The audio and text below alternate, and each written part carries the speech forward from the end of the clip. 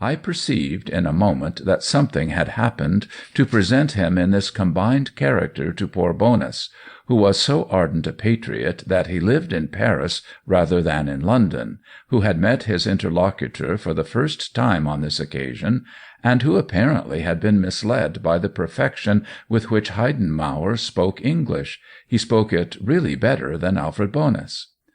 The young musician, a born Bavarian, had spent a few years in England, where he had a commercial step-brother planted and more or less prosperous, a helpful man who had watched over his difficult first steps, given him a temporary home, found him publishers and pupils, smoothed the way to a stupefied hearing for his first productions.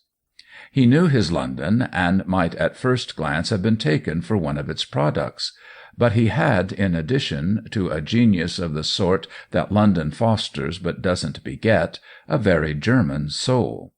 He brought me a note from an old friend on the other side of the Channel, and I liked him as soon as I looked at him. So much, indeed, that I could forgive him for making me feel thin and empirical, conscious that he was one of the higher kind whom the future has looked in the face. He had met through his gold spectacles her deep eyes, and some mutual communication had occurred. This had given him a confidence which passed for conceit only with those who didn't know the reason. I guessed the reason early, and, as may be imagined, he didn't grudge me the knowledge. He was happy and various, as little as possible the mere long-haired music-monger. His hair was short. It was only his legs and his laughter that were long. He was fair and rosy, and his gold spectacles glittered as if in response to the example set them by his beautiful young golden beard. You would have been sure he was an artist without going so far as to decide upon his particular passion, for you would have been conscious that, whatever this passion might be, it was acquainted with many of the others and mixed with them to its profit. Yet these discoveries had not been fully made by Alfred Bonus, whose occupation was to write letters to the American journals about the way the boys were coming on in Paris. For in such a case he probably would not have expected such nebulous greatness to condense at a moment's notice. Bonus is clever and critical, and a sort of self-appointed emissary or agent of the great Republic. He has it at heart to prove that the Americans in Europe do get on, taking for granted on the part of the Americans at home an interest in this subject greater, as I often assure him, than any really felt. Come now, do I get on? I often asked him, and I sometimes push the inquiry as far as to stammer, and you, my dear Bonus, do you get on? He is apt to look a little injured on such occasions, as if he would like to say in reply, "Don't you call it success to have Sunday evenings at which I'm a regular attendant? And can you question for a moment the figure I make at them?"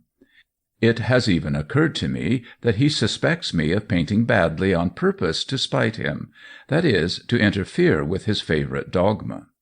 Therefore, to spite me in return, he's in the heroic predicament of refusing to admit that I'm a failure.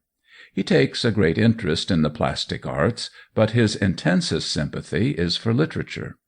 This sentiment is somewhat starved, as in that school the boys languish as yet on a back seat.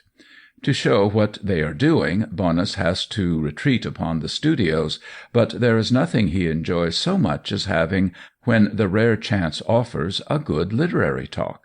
He follows the French movement closely, and explains it profusely to our compatriots, whom he mystifies, but who guess he's rather loose. I forget how his conversation with Heidenmauer began. It was, I think, some difference of opinion about one of the English poets that set them afloat. Heidenmauer knows the English poets, and the French, and the Italian, and the Spanish, and the Russian. He is a wonderful representative of that Germanism which consists in the negation of intellectual frontiers. It is the English poets that, if I'm not mistaken, he loves best, and probably the harm was done by his having happened to say so. At any rate, Alfred Bonus let him have it, without